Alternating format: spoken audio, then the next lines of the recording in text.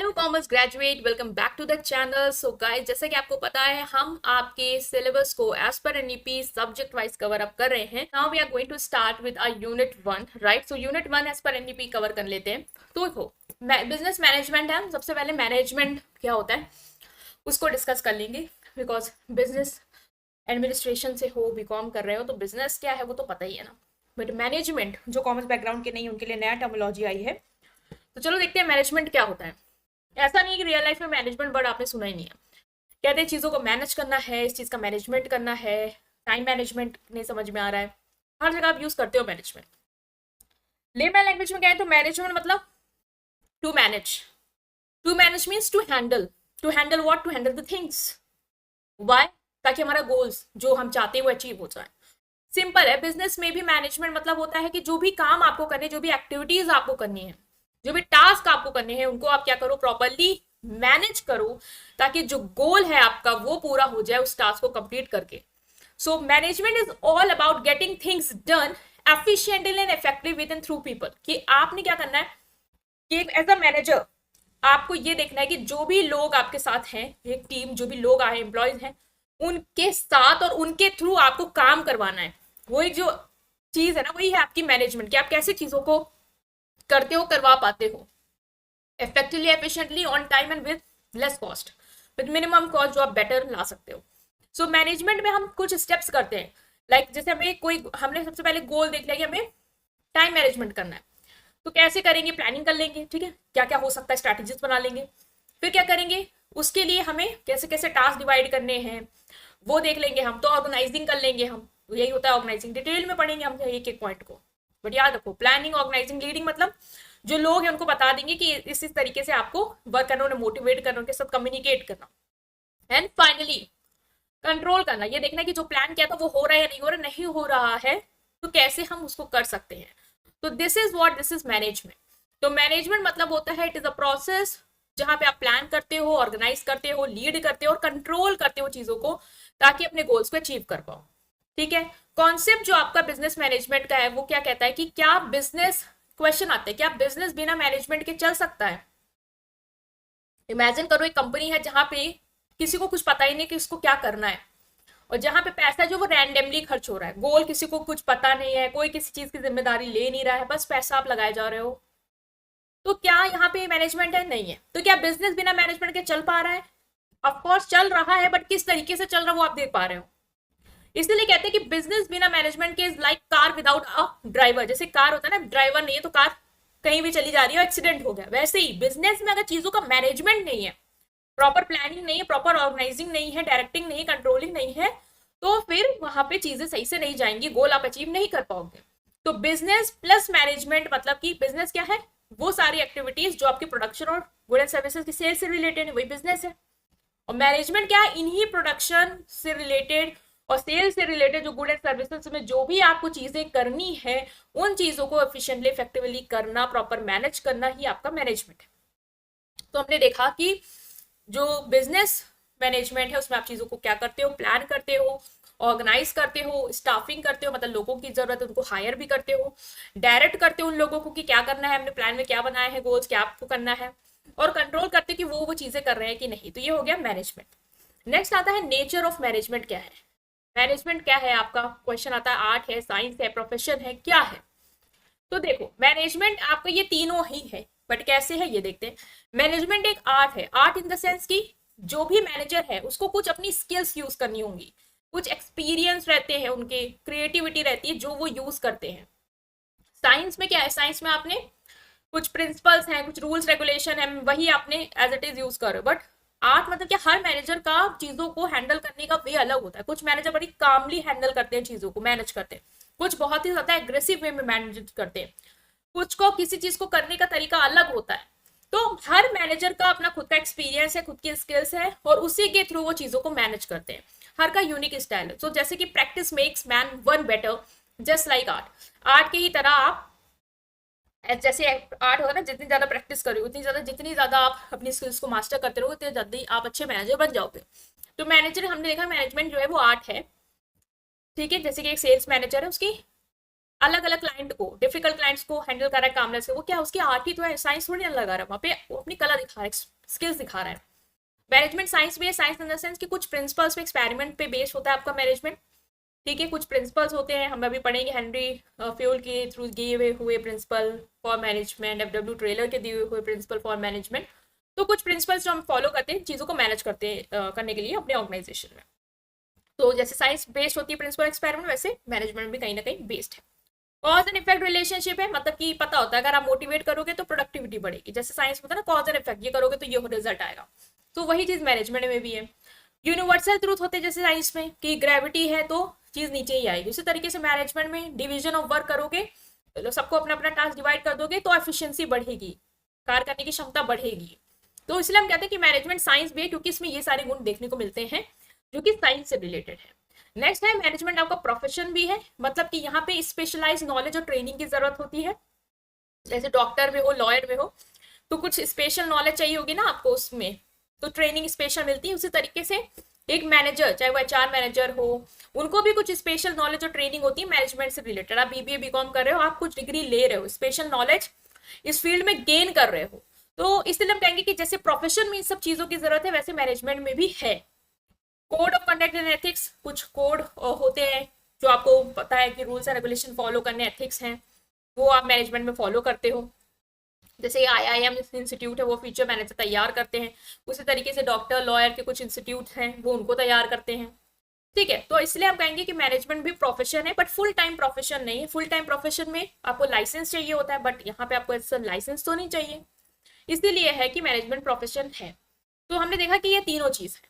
Next आता है features आपको बताने मैनेजमेंट के। पहला देखो गोल ओरिएंटेड प्रोसेस, चीजों को प्लान कर रहे हो, ऑर्गेनाइज कर रहे हो, स्टाफिंग, डायरेक्टिंग, कंट्रोलिंग, ये सब कर रहे हो, क्यों कर रहे हो? क्योंकि आपको अपने ऑर्गेनाइजेशन का गोल्स जो है वो अचीव करना है, इसीलिए हमने प्लानिंग करी प्रॉपर, उसके लिए रिसोर्सेस लाए, ऑर्गेनाइजिंग करी, लोगों को जरूरत थी तो उनको हायर किया, स्टाफिंग करी, उनको डायरेक्शन दिया, एंड फाइनली कंट्रोल किया कि प्लान के अकॉर्डिंग चीजें हुई या नहीं, मतलब प्रॉपर ये मैनेजमेंट है, यही मैनेजमेंट है। मैनेजमेंट में आप ये 5 स्टेप्स करते हो तो आप कहेंगे ये मैनेजमेंट है। It is the process of planning, organising, staffing, directing and controlling, ठीक है, टू अचीव द गोल्स। तो इसलिए हम कहेंगे मैनेजमेंट गोल ओरिएंटेड प्रोसेस है, ग्रुप एक्टिविटी है, ऑफ कोर्स एक अकेले नहीं करना है आपको मैनेज, एक टीम के साथ चीजें करनी है, ठीक है। यूनिवर्सल इन नेचर है, मतलब मैनेजमेंट आपको हर जगह देखेगा, सिर्फ घर, मतलब सिर्फ ऑफिस में ही मैनेजमेंट नहीं है, छोटी कंपनी में नहीं है, बड़ी कंपनी में भी है, स्कूल्स में भी है, हॉस्पिटल में भी, आपके घर में भी है, तो हर जगह मैनेजमेंट है, ठीक है। नेक्स्ट है इंटेंजिबल फोर्स, मैनेजमेंट को आप क्या कर सकते हो, देख नहीं सकते हो, टच नहीं कर सकते हो, बट आप उसको फील कर सकते हो। लाइक आप किसी कैफे गए, वहां पे आपने ऑर्डर दिया, आपको ऑर्डर टाइम पे नहीं आ रहा है तो बेकार आ रहा है, कोई सुन नहीं रहा, आपको मैनेजमेंट बेकार है, मतलब यहाँ पे चीजें स्मूथली नहीं हो रही है, डिसिप्लिन नहीं है, रिजल्ट जीरो है, इसका मतलब मैनेजमेंट खराब है। तो मैनेजमेंट को हम फील करते हैं। कॉन्टिन्यूस प्रोसेस, देखो मैनेजमेंट ऑनगोइंग है, एक बार आपने मैनेजमेंट कर लिया चीजों का, इसका मतलब ये नहीं कि वो ओवर हो गया, मैनेजमेंट होता जाएगा, एक बार गोल अचीव हुआ दोबारा हम फिर चीजों को प्लान करेंगे, ऑर्गेनाइज करेंगे, स्टाफिंग डायरेक्टिंग करेंगे, तो ये हमेशा चलने वाली चीज है। मल्टी डायमेंशनल, मतलब मैनेजमेंट जो है वो सिर्फ लोगों का ही नहीं होता है, चीजों का ही नहीं होता है, बल्कि ऑपरेशंस का भी होता है, मतलब हर चीज का मैनेजमेंट होता है, ठीक है, तो हर दिशा में है। डायनेमिक फंक्शन है, मैनेजमेंट में जो भी चीजें हैं वो चेंज होती रहती है एज पर द सिचुएशन, जैसे टेक्नोलॉजी बदली, ट्रेंड बदला, कस्टमर की नीड बदली, उसी तरीके से हमने अपना प्लान भी बदला, चीजों को ऑर्गेनाइज करना भी बदला, तो हमने चीजें बदली, तो डायनेमिक है। कॉम्बिनेशन है आर्ट साइंस प्रोफेशन का, हमने डिस्कस भी कर लिया, ये वही पॉइंट है। नेक्स्ट आता है ऑब्जेक्टिव ऑफ मैनेजमेंट, कि मैनेजमेंट के थ्रू आप क्या अचीव करना चाहते हो। देखो चीजों को मैनेज कर रहे हो, ऑर्गेनाइजिंग, स्टाफिंग, डायरेक्टिंग, कंट्रोलिंग कर रहे हो, मेन एम तो है कि गोल्स अचीव करने हैं, लेकिन अलग अलग तरीके के ऑब्जेक्टिव्स होते हैं। एक है ऑर्गेनाइजेशनल का ऑब्जेक्टिव, कि ऑर्गेनाइजेशन के लिए हम क्या चाहते हैं कि उसके जो भी बिजनेस गोल है वो अचीव हो जाए, चाहे वो प्रॉफिट हो, ग्रोथ हो, सर्वाइवल हो। जो हमारे ऑर्गेनाइजेशन में रिसोर्सेज है वो अच्छे से यूज हो जाए, क्योंकि हम जब प्लान करके चलेंगे, प्रॉपर उस चीज को ऑर्गेनाइज करेंगे, लोगों को अच्छे से बताएंगे कैसे क्या करना है, और चीजों को कंट्रोल करेंगे, तो जो रिसोर्सेज उनका यूज तो अच्छा होगा ही होगा, क्योंकि हम सतर्क हैं। ऑर्गेनाइजेशन का फंक्शन भी स्मूथ होगा। नेक्स्ट आता है पर्सनल ऑब्जेक्टिव। पर्सनल ऑब्जेक्टिव मतलब कि जो आपके एम्प्लॉयज हैं उनके भी कुछ ऑब्जेक्टिव्स होते हैं जो वो मैनेजमेंट के थ्रू अचीव करना चाहते हैं, और आप चाहते हो कि आप उनके लिए अचीव करो। पहला satisfy employ need like salary, job security and growth. आप प्रॉपर मैनेजमेंट के थ्रू ये इंश्योर करते हो कि जो भी हमारे एम्प्लॉयज हैं उनकी जो भी नीड्स हैं, चाहे वो सैलरी की हो, जॉब सिक्योरिटी की हो, ग्रोथ की हो, वो हम उन्हें दे पाए। उनके से एक अच्छा life balance, good working condition, good work life balance हम उनको दे पाए।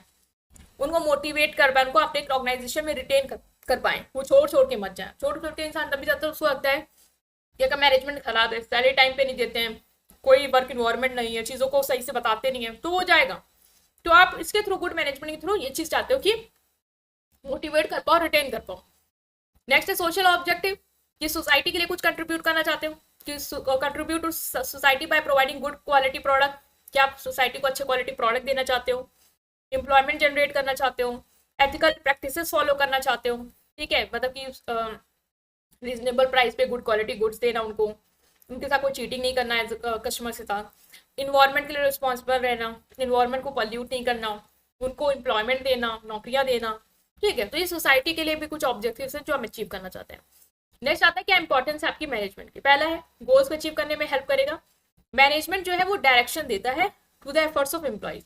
मैनेजमेंट के थ्रू आप प्लानिंग के थ्रू बता दोगे कि क्या किसके गोल्स हैं, क्या हमें अचीव करना है, तो सबको सब पता रहेगा कि किसको क्या करना है, तो उससे क्या होगा, वो उन गोल को अचीव कर पाएंगे, ठीक है। जब सबको पता रहता है कि उनका क्या रोल है तो अपने रोल में बेस्ट दे पाते हैं, अदरवाइज वो नहीं जानते तो वो क्या करेंगे। इंक्रीज एफिशिएंसी, जब आप प्रॉपर प्लानिंग के साथ चलोगे, प्रॉपर चीजों को ऑर्गेनाइज करोगे, तो जो भी आपके रिसोर्सेज, जो आपका समय है, वो आप सही से यूज कर पाओगे, कोई भी वेस्टेज नहीं होगी, काम समय पे, कम कॉस्ट पे, कम एफर्ट्स में कंप्लीट होगा, तो एफिशिएंसी बढ़ेगी। Create a dynamic organisation, business world change होता रहता है, हमने बात भी करी, टेक्नोलॉजी चेंज है, कस्टमर प्रेफरेंस चेंज है, टेस्ट चेंज, सब कुछ चेंज है। तो मैनेजमेंट आपको हेल्प करता है एक ऑर्गेनाइजेशन को कि आप भी उन चेंजेस को अडॉप्ट कर पाओ, ठीक है, प्रॉपर प्लानिंग करो, अडॉप्ट करो। इंकरेज टीम वर्क, मैनेजमेंट आपका टीम वर्क इंकरेज करता है।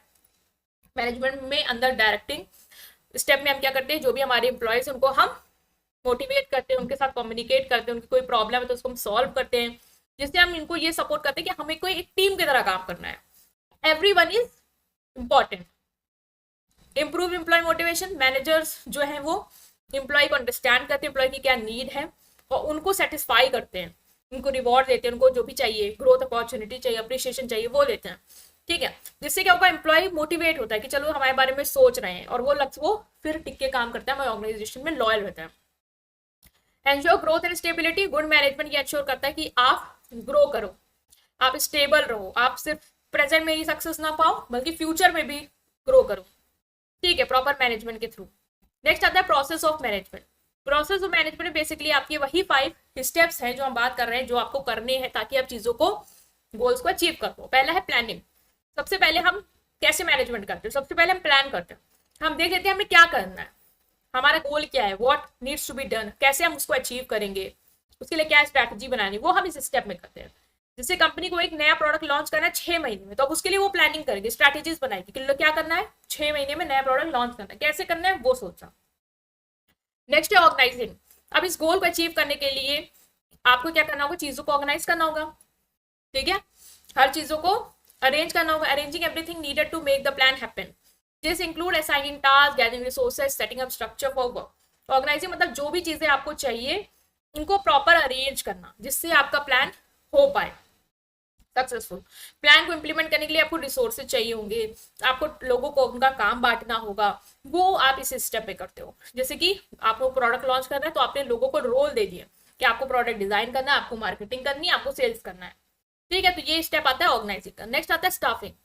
अब आपको लॉन्च करना है प्रोडक्ट, उसके लिए आपको लोगों की भी हो सकता है जरूरत हो, तो उसके लिए रिक्रूटमेंट करना, सिलेक्शन करना, उनको ट्रेनिंग देना, और फिर जो सही लोग हैं उनको राइट प्लेस पे रखना। ये जरूरी भी है क्योंकि ऑर्गेनाइजेशन को अगर सक्सेसफुल होना है, अपने गोल्स को अचीव करने हैं, तो राइट पर्सन को राइट जगह पे रखोगे तभी हो पाएगा, तो उनको proper time to time training दोगे तभी वो प्रोडक्ट लॉन्च में आपको हेल्प कर पाएंगे, जो कि आपका प्लानिंग था, गोल था।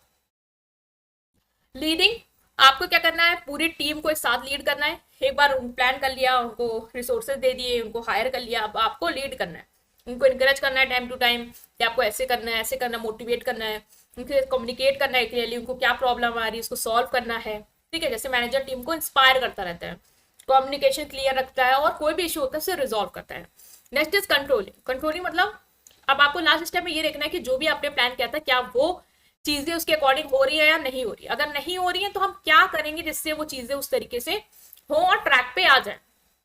ये देखना कि प्रोडक्ट डेवलपमेंट एग्जाम्पल है, मान लो प्रोडक्ट डेवलपमेंट समय पे हो रहा है या नहीं हो रहा है, नहीं हो रहा है, डिले आ रहा है, क्यों आ रहे हैं, उनको कैसे ठीक कर सकते हैं, ठीक है, तो ये है आपका मैनेजमेंट का प्रोसेस। ये आप चीजों को प्लान करते हो, ऑर्गेनाइज करते हो, staffing if required, directing and then controlling.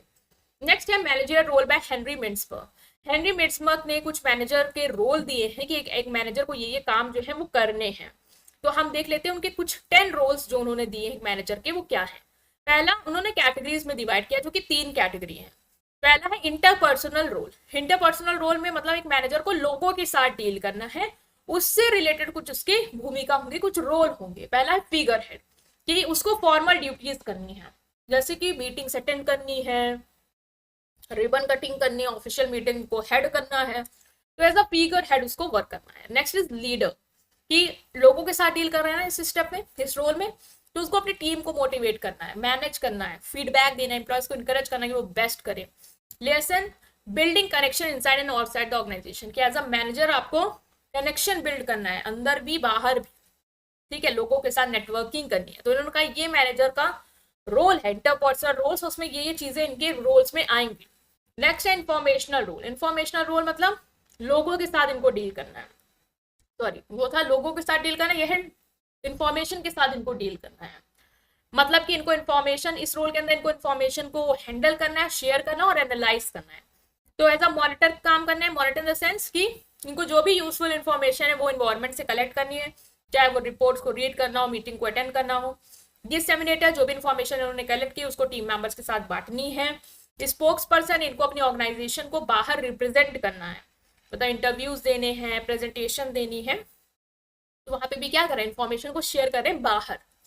Next decisional role, की एज अ मैनेजर आपके कुछ डिसीजन रोल होते हैं, मतलब आपको डिसीजन से डील करना है, जिसमें आपको इन्होंने कहा कि एज अ एंटरप्रेन्योर काम करना है, मतलब कि कुछ नया सोचना है, कुछ नया डिसीजन लेना है, कुछ न्यू करना है, क्रिएटिव करना है, like launching a new product.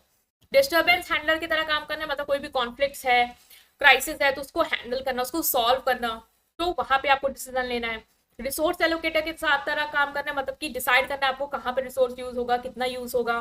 Negotiator, मान लो कोई भी कॉन्ट्रैक्ट करना है, उसमें आपको बार्गेनिंग करनी है, तो वहां पे आपको डिसीजन लेना है क्लाइंट के साथ। तो ये इनके डिसीजनल रोल है। नेक्स्ट यहाँ पे आता है कि ट्रेलर का क्या कंट्रीब्यूशन है मैनेजमेंट के टूवर्ड। तो ट्रेलर ने साइंटिफिक मैनेजमेंट थ्योरी दी। अगर आता है साइंटिफिक मैनेजमेंट थ्योरी लिखो, तो ये एफडब्ल्यू टेलर की लिख के आना है। साइंटिफिक मैनेजमेंट थ्योरी में उन्होंने कहा कि जो मैनेजमेंट होना चाहिए वो सोच के समझ के एक्सपीरियंस से ऐसे नहीं, कुछ साइंटिफिक तरीके हैं जिससे आपको काम करना चाहिए, उस तरीके से चीजों को मैनेज करो। साइंटिफिक अप्रोच होनी चाहिए, ट्रायल एंड एरर नहीं, ठीक है, गट फीलिंग पे बेस्ड नहीं। तो इन्होंने कुछ चीजें बोली है। पहला इन्होंने कहा साइंटिफिक जॉब एनालिसिस होना चाहिए। Instead of guessing how to do a job, instead ये गेस करना कि कैसे काम करना है, क्या अच्छा रहेगा, वो नहीं, बल्कि आप फाइंड करो, एफर्ट्स करो, देखो बेस्ट वे क्या हो सकता है, साइंटिफिकली बेस्ट वे क्या है, और उसको हम क्या करेंगे, इम्प्लाई करेंगे।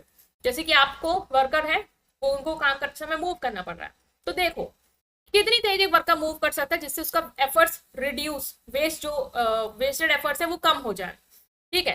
धीरे धीरे मूव कराते तो स्पीड्स को हमें टेस्ट करना है, देन फाइनली एक स्पीड सेलेक्ट करना है जिससे वो इजीली मूव भी कर पा रहा है और समय भी कम ले रहा है। तो साइंटिफिक तरीके फाइंड करने हैं काम करने के। नेक्स्ट उन्होंने कहा स्टैंडर्डाइजेशन ऑफ वर्क होना चाहिए। इन्होंने कहा कि एक काम को करने का एक स्टैंडर्ड मेथड होता है, प्रोसीजर होता है, टूल होता है, ठीक है। एक कोई भी जॉब हो उसके लिए कुछ टूल्स होते हैं जो आपको यूज करने हैं, कुछ प्रोसीजर्स होते हैं, स्टेप्स होते हैं जो आपको फॉलो करने हैं, और वो बेस्ट स्टेप है। तो हम एक स्टैंडर्ड मेथड टूल सेट करते हैं हर जॉब के लिए, और उसी स्टेप्स को हर पर्सन को क्या करना है, फॉलो करना है।